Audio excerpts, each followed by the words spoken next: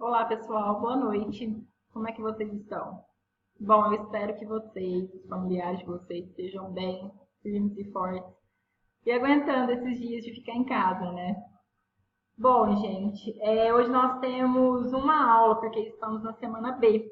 Então, eu resolvi continuar com a história do Brasil para a gente seguir uma lógica. E logo, logo a gente volta com geografia, não se preocupem, tá? O assunto e o tempo necessário vai dar certo no final. E todos os conteúdos necessários serão cumpridos, tá? Mas se tiverem alguma dúvida, vocês me falam depois. Bom, na aula passada nós falamos sobre o período pré-colonial, falamos sobre como era a organização, inclusive falamos sobre as capitanias hereditárias, que é importante, e começamos com a União Ibérica. Então hoje eu vou entrar novamente em União Ibérica e aprofundar mais, porque é bastante importante. Porque a partir da União Ibérica a gente vai estudar a invasão holandesa, que é bastante importante para a história do Brasil, tá? Vamos lá. Bom, na última aula eu até comentei sobre o nome, né? União Ibérica. Não sei se vocês lembram, mas o nome vem porque tanto Portugal quanto a Espanha estavam na Península Ibérica. É por isso. Mas é válido lembrar que eles não viraram uma coisa só, não virou um país só. O Filipe II, que era o rei da Espanha, ele se tornou o rei de Portugal, porque ele era o parente mais próximo do Dom Sebastião. O Dom Sebastião, não sei se vocês lembram da semana passada, ele foi guerrear na África e não voltou. Haviam mais parentes próximos, como o Dom Antônio, mas o Dom Antônio e a Catarina. A Catarina era mulher, né, gente? Na época, isso era. As chances dela se tornavam mínimas. E o Dom Antônio, o Felipe tinha algumas vantagens em relação a ele. Primeiro, porque ele era um parente bem próximo. Ele era neto do Dom Manuel, que era uma pessoa bem vista em Portugal. E também porque ele fez diversos acordos, diversas negociações nesse período. Ele prometeu terras, ele prometeu proteção contra piratas, ele prometeu cereais, entrega de cereais, mais entregas para os camponeses. Ele prometeu total apoio aos padres e ao catolicismo. Enfim, ele fez diversas promessas. Além disso, ele tinha um diplomata português ao lado dele, o Cristóvão de Moura, que tinha um certo respeito, sabe? Porque ele era diplomata e ele conseguia convencer os demais, né? O pessoal da elite, da nobreza. E além disso, a Espanha era uma potência, era muito forte. Então a força militar também era um ponto positivo para o Filipe II. O Dom Antônio ele chegou a se autoproclamar rei em 1500. Mas os homens do Filipe foi lá, expulsou ele, o Filipe tornou-se rei de Portugal e aí formou a União Ibérica. Resumindo, por que o Filipe conseguiu ser rei de Portugal mesmo já sendo da Espanha? Porque ele tinha um parentesco, ele era próximo, porque ele tinha força militar. A Espanha era, como eu já disse, uma potência, era forte, e porque ele fez essas diversas negociações, então ele teve apoio do pessoal. O Filipe II ele era da dinastia do Habsburgo. Bom, eu sei que dinastia e alguns conceitos que a gente usa na história, para quem gosta de história é um negócio assim, né? Bem rápido. O problema é que quem não gosta muito, assim, às vezes se perde um pouco nesses conceitos. Então eu coloquei só para lembrar quem tiver um pouquinho perdidinho aí. Dinastia, ela é uma sequência, diria uma sequência, uma série de reis de uma mesma família que se sucedem no governo, sabe? É uma forma de manter o poder, é uma forma de manter o poder em família. Bom, gente, só para lembrar vocês, para situar vocês. Na aula de História Geral, vocês estão vendo a Idade Média, né? que é antes desse período que a gente está estudando história do Brasil. E aí alguns vão perguntar assim, mas meu Deus, então por que faz essa divisão entre história geral e história do Brasil? Pela questão da matriz do vestibular. A história do Brasil ela cai muito. E história geral também. Então, se fosse para seguir uma lógica e deixar os dois juntos, não ia dar tempo. Então, por isso que normalmente se divide. Não só no nosso cursinho, mas nos cursinhos em geral, costuma ter essa divisão. E também em colégio, essas coisas, a gente divide dessa forma. Mas então, lembre, lá em História Geral, vocês estão estudando Idade Média. Que influi bastante no que a gente estuda agora, claro, né? Porque é uma sequência. Mas a gente já está um pouco mais para frente. A gente já está em história moderna. Bom, e nesse período a linhagem era muito importante, tanto na Idade Média quanto na Idade Moderna. Os casamentos eles não eram por causa de amor, não tinha algo romântico, nada disso. Essa coisa de casamento mais romântico é algo mais recente. Antes eles se casavam por interesse, por estratégia mesmo. Não se esqueçam, bom, voltando lá, né? Não se esqueçam que os dois países eles não se tornaram uma coisa só. Então a Espanha ela teve que prometer não interferir, não intrometer na jurisdição de Portugal. O que isso quer dizer?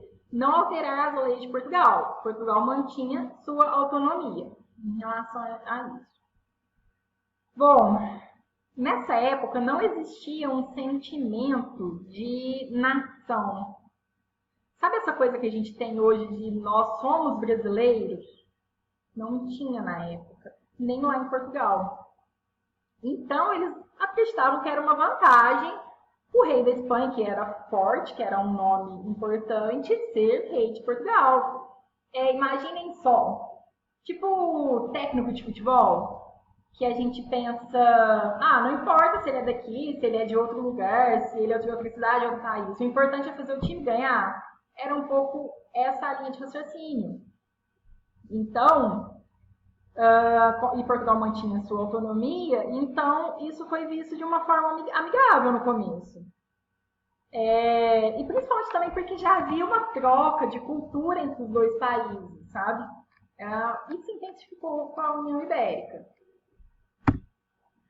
Bom, gente, 60 anos de União Ibérica. Então foram 3 reis da dinastia Habsburgo, que é o Filipe II, Filipe III e Filipe IV. Lembrando que Habsburgo era uma família, uma dinastia, né?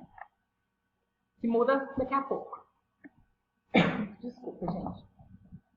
Mas acontece que a Espanha ela tinha vários problemas com vários países.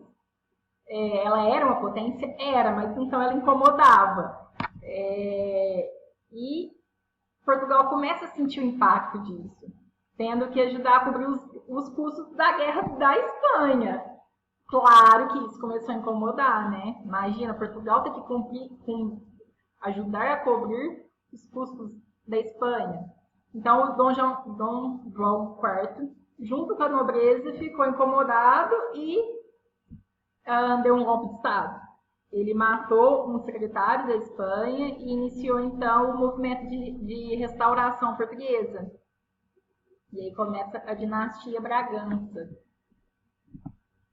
Bom, gente, o movimento de restauração portuguesa, ele influi aqui pra gente, por isso que a gente estuda ele. O movimento de restauração portuguesa durou 28 anos, de 1640 a 1668, e foi um processo de tomar de volta Portugal das mãos do rei da Espanha, do Filipe IV, né? E tudo isso liderado pela nobreza de Portugal. Com esse movimento, deu início então na dinastia de Bragança, como eu já disse, porque o João IV ele era da família dos Braganças, ele assumiu o trono, só que acontece que as coisas estavam apertadas para Portugal, porque eles já vinham cobrindo o custo da Espanha, ajudando a cobrir o custo das guerras da Espanha, depois começou os custos da restauração portuguesa, e da onde que Portugal ia tirar esse dinheiro? Claro, do Brasil, né? Então ele criou o Conselho Ultramarino. O que é o Conselho Ultramarino? Ele foi um órgão criado em Portugal que tinha o objetivo de centralizar a administração. de tornar mais eficiente o serviço da administração pública. É como se nós hoje, atualmente, percebêssemos que tem uma lacuna no serviço público e resolvesse criar um órgão para resolver aquilo. Mas lá era para centralizar a administração como um todo. Com esse conselho, como ficou mais eficiente no serviço, eles aumentaram a fiscalização na colônia, ele passou a proibir qualquer tipo de comércio estrangeiro, ele criou a Companhia Geral do Comércio no Brasil, que era uma forma de monopolizar os comércios. Ele aumentou a carga tributária, isso até coloquei aqui no slide grande, porque isso influenciou muito o Brasil, gente, muito. Porque aumentou os impostos, né? O pessoal precisava pagar mais do que já estava pagando. E tirou um pouco de poder das câmaras municipais, que é o que a gente tinha discutido lá no governo geral, semana passada. Então, e para garantir a fiscalização disso tudo, que isso tudo realmente acontecesse, ele aumentou a quantidade de militares na colônia. E aí isso já começou a gerar bastante insatisfação por parte dos colonos, né? Então, gente, parando para analisar agora, a União Ibérica ela foi ruim, tanto para o Brasil, por causa disso, porque aumentou-se as cargas tributárias para ajudar Portugal a cobrir os custos, né, que ele estava tendo já há algum tempo. Para Portugal foi ruim por causa desses custos que eu já disse, e para a Espanha também foi, porque nesse processo ela perdeu a Holanda, por exemplo. Ela perdeu uma parte da população dela, diminuiu. Então também foi ruim para a Espanha. Mas ao mesmo tempo teve uma serventia para o Brasil. O Tratado de Tordesilhas, que se lembram do Tratado de Tordesilhas, ele dividia a América, os territórios que estavam sendo descobertos, os territórios que iam ser descobertos, ele dividia em territórios para Portugal e em territórios para a Espanha. E isso deixou de existir, porque o rei de Portugal, o rei da Espanha era o rei de Portugal. Então, né, ele deixou de existir, já que ele seria o rei das duas coroas. E aí isso fez com que permitiu que o Brasil fosse se expandindo e se tornasse o tamanho que é hoje, né? Muito maior do que muitos países. Então, gente, resumindo a União Ibérica, antes da gente passar para a invasão holandesa. Foi um período que foi 2 países com o mesmo rei, durante 3 reinados, 3 reis. Isso só foi possível por causa do parentesco, da força militar, né, do militarismo, da potência que era a Espanha, e das negociações, da diplomacia.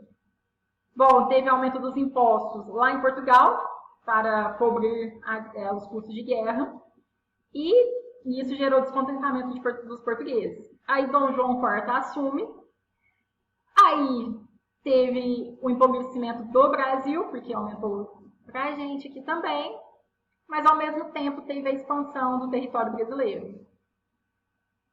Bom, o que vocês acharam da União Ibérica?